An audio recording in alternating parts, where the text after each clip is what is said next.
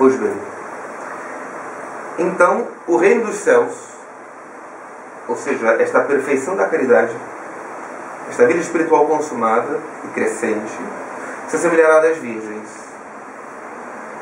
que levam consigo lâmpadas acesas com azeite. Umas acabaram o azeite, dormiram. Quando o Senhor chegou lá, não tinha azeite, não dá um pouco de azeite, não dá. Um olhar assim, não tão depurado, parece até que virgens, que mocinhas egoístas, né? Gostava de dar um pouquinho do azeite delas para as outras. Que isso? Por que não deram só para dar um foguinho? Para dar um foguinho. O Senhor quer nos mostrar aqui que a vida espiritual, a vida de oração que Ele quer, essa chama é a fé alimentada pelo azeite da caridade. É a fé que vive e opera pela caridade. E tem que ter azeite suficiente para queimar até chegar a hora que o noivo chegar. Então, a caridade não tem como. Pega um pouquinho da minha caridade. Tem como. Então, a fé que opera pela caridade. Vida de fé e vida de caridade. A fé que opera pela caridade. E só há caridade se houver castidade e paciência. Senão não há caridade. Pode haver até uma bondade natural, mas não é caridade. Não é a vida da graça na alma. Não é o Espírito Santo habitando aquela alma.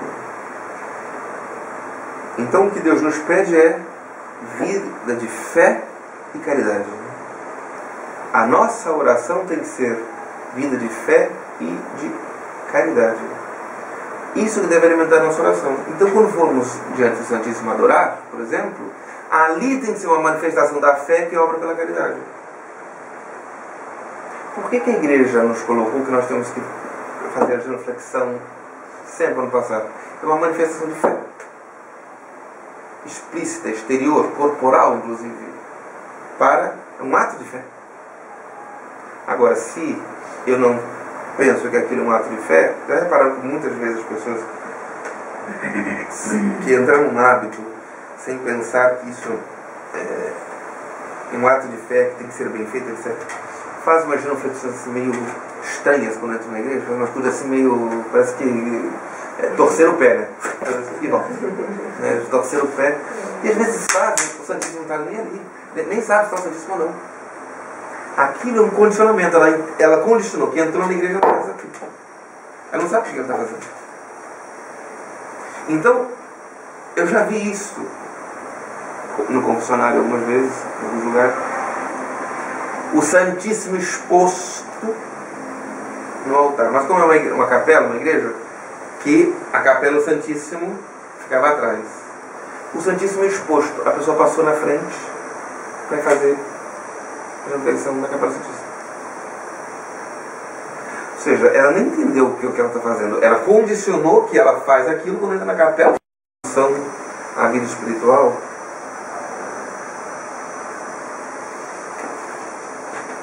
E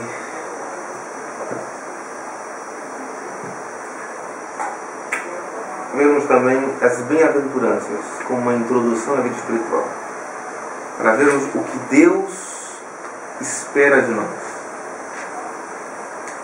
As bem-aventuranças não são simplesmente elogios a classes de pessoas. Dizer assim, muito bem são as pessoas que são humildes, muito bem que são as donas de casa, que delas serão as panelas, muito bem, felicidade para... Não é isso. Não são simplesmente classes de pessoas. Os padres, os santos, eles entenderam que as bem-aventuranças, tal como São Mateus nos apresenta, exatamente que nos apresentam a escada da vida espiritual. Aquilo está numa ordem perfeita de crescimento até a entrada na vida ativa. Até a perfeição da caridade. Então vamos também olhar, ouvir as bem-aventuranças com esta atenção. Ele vai nos colocar não simplesmente o modelo do homem perfeito, da pessoa perfeita. Ele vai nos indicar, este é o caminho da vida espiritual. Entender que cada bem-aventurança supõe a que vem anteriormente. Então diz assim: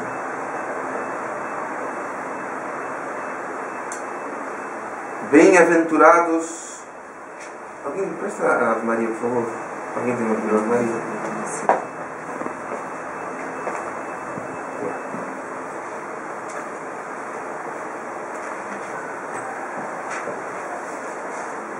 Da tradução aqui da Ave Maria, que é que basicamente foi comentada tal qual pelos santos. Bem-aventurados os que têm um coração de pobre, porque deles é o reino dos céus. Bem-aventurados os que choram, porque serão consolados. Bem-aventurados os mansos, porque possuirão a terra. Bem-aventurados os que têm fome e sede de justiça, porque serão saciados. Bem-aventurados os misericordiosos, porque alcançarão misericórdia. Bem-aventurados os puros de coração, porque verão a Deus. Bem-aventurados os pacíficos, porque serão chamados filhos de Deus. Bem-aventurados os que são perseguidos por causa da justiça, porque deles é o reino dos céus.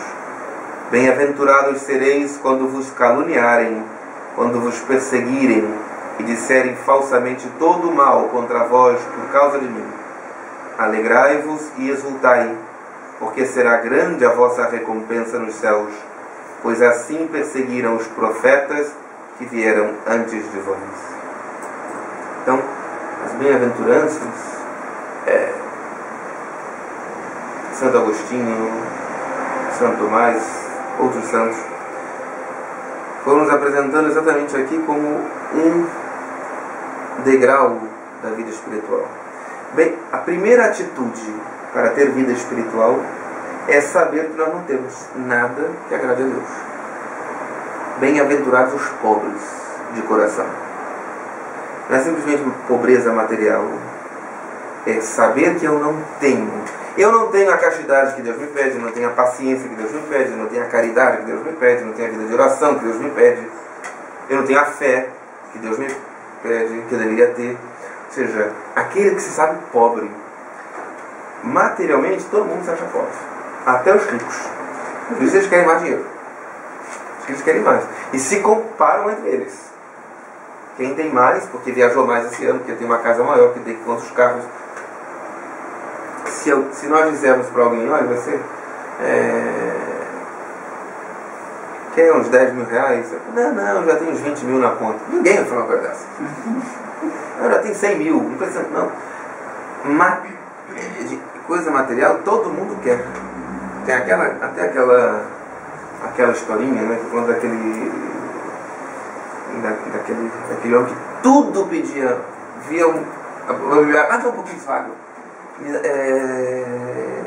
Ia comer, dá um pouquinho do seu sanduíche. Abre os dá um pouquinho do seu.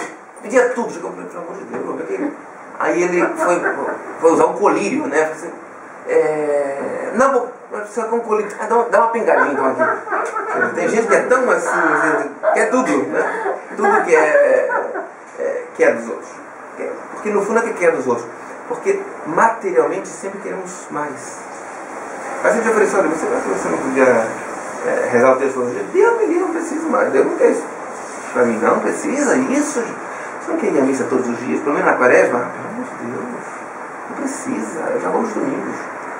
Se não gosta de confessasse com mais frequência, eu já confesso uma vez por ano da Páscoa da ressurreição. Eu já nos mutirões vou todo. Ou seja, sem perceber, materialmente nos achamos pobres e espiritualmente nos achamos ricos. Quem se acha rico, ou seja, que não precisa de mais, nunca vai ter vida espiritual. Porque a primeira atitude é saber que é pobre, não tem a vida espiritual necessária. E mesmo se somos padres ou consagrados. Porque eu gosto, eu entreguei minha vida a Deus, não é que Deus vai pedir mais. Eu dei tudo, eu fiquei rico. Na hora que eu falei isso, ou pensei isso, eu fiquei rico. Eu tenho que ser pobre de espírito, saber que eu não tenho nada em minhas mãos que agrade a Deus. Só quem se reconhecer pobre, porque deles é o reino dos céus, é a perfeição da caridade e a vida espiritual. Bem-aventurados os que choram, porque serão consolados. Porque o Espírito Santo agindo na alma que se reconhece pobre, em seguida o Espírito Santo coloca na alma a contrição, o arrependimento. Esse choro não é simplesmente um choro de lágrimas, um choro intelectual, de saber, Senhor, o sofrimento de alma, porque eu perdi tempo na minha vida, porque eu rezei mal, porque eu guardei rancor, porque eu não me confessei bem, porque eu perdi boas comunhões, porque, sabe o quê? Então a alma chora, porque perdeu tempo e não correspondeu à graça de Deus. É o espírito de contrição. Mas bem-aventurados que choram, porque serão consolados. Logo em seguida, esse aqui começa a perceber que é pobre, não tem nada que agrade a Deus, chora por causa dos seus pecados passados ou presentes. Ela começa a se tornar mais paciente com os outros, porque sabe que Deus é paciente com ela, sabe que ela está cheia de misérias e defeitos, não tem porquê ser tão dura no julgamento, na condenação dos outros. Então esta alma que sabe que é pobre, não tem nada, e chora seus pecados, ela se torna mansa, não acusadora, mansa, não revidadora, fez, vai levar, mansa. Bem-aventurados os mansos, porque possuirão a terra. E que terra é esta? O coração dos outros. O manso conquista o coração dos demais. A mansidão. Bem-aventurados os mansos, porque possuirão a terra. Se a alma vai ganhando nesta paciência e, portanto, nesta mansidão, nesta castidade por causa do choro dos seus pecados, começa a nascer nela um desejo muito grande de amar mais a Deus, com atos, com obras, de rezar mais, de estar mais unido ao Senhor. É fome e sede de justiça. Bem-aventurados os que têm fome e sede de justiça, porque serão saciados. A alma que atingir este grau de fome de ser mais de Deus, sabendo que é pobre, não consegue, não é. De fome de ser mais paciente, vê que não é. De fome de ser mais, e não é. Se já tiver esta fome dominando seu coração, Deus saciará.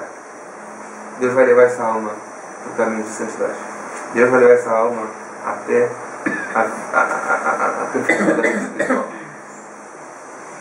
O tempo compete a Deus, os caminhos competem a Deus, mas levará. Porque Ele prometeu: bem-aventurados que têm fome e sede de justiça, porque serão saciados. Esta alma que tem fome e sede de justiça está tão, sem perceber, já está tão tomada por Deus, que ela esquece de si. Porque mesmo na vida espiritual, isso é uma das características da soberba espiritual, pensar somente na nossa vida, inclusive na nossa perfeição, na nossa santidade. Mas essa alma, ela já está tão tomada do espírito de pobreza de alma, chorando os seus pecados, de mansidão para com o próximo, de fome e sede de santidade, que ela está preocupada com os demais. com a miséria dos demais. A miséria física dos pobres, dos famintos, dos enfermos. A miséria espiritual dos pecadores, dos ignorantes, dos que estão longe de Deus. Então a vida desta alma se transforma em misericórdia para os demais. Não é que ela faz atos de misericórdia, isso, bendito a Deus, que todos, já no começo, começam a fazer. Mas a vida daquela alma se torna misericórdia para os outros. Não é que ela pensa nos pobres assim, de vez em quando. Ela vive pensando nos pobres. Não é que ela pensa nos ignorantes de vez em quando. Ela vive pensando nos ignorantes, nos pecadores. Bem-aventurados os misericordiosos, porque alcançarão misericórdia. Um transbordamento, uma misericórdia. E fica a todo tempo pensando como ajudar. Os ignorantes ensinando a fé. Ensinando a fé, a doutrina. Aos pecadores indicando o caminho da graça de Deus. Aos famintos dando de comer. Aos nus dando de vestir. Aos sedentos dando de beber. É nesse estágio que nasce, por exemplo, São Vicente de Paulo, a Madre Teresa de Calcutá. A alma se transforma toda para os outros. Sendo assim, ela entende, o Espírito Santo vai iluminando a alma e fazendo perceber que toda a sua vida está governada por Deus. E tudo que recebemos vem das mãos de Deus. Então a alma começa a enxergar tudo, o bem e o mal, as alegrias e as tristezas, os sofrimentos, as doenças, as calúnias, as perseguições, tudo vindo da mão e do coração misericordioso de Deus. Bem-aventurados os puros de coração, porque verão a Deus. Verão a Deus em tudo. Os mártires tiveram isso.